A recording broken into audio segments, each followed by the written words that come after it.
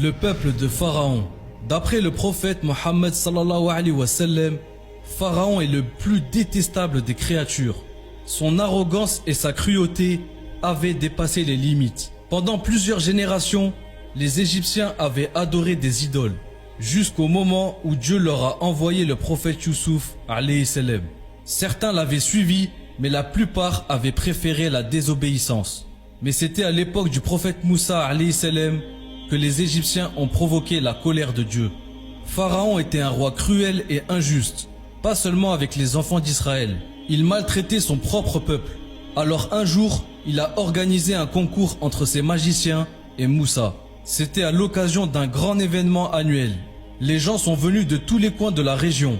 Lorsque Moussa a remporté la victoire, les magiciens ont cru en son message et se sont prosternés devant Allah. Mais le peuple égyptien les avait abandonnés.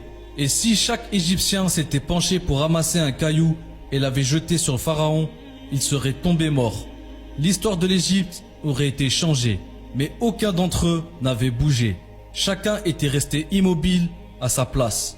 Ils avaient été témoins de la vérité, mais ils ont préféré ne pas la suivre. Alors, Allah leur a fait subir des châtiments successifs.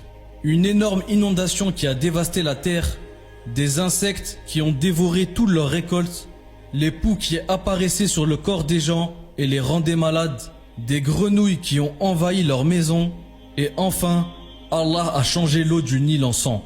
Quand Moussa et son peuple buvaient son eau, c'était pour eux de l'eau ordinaire.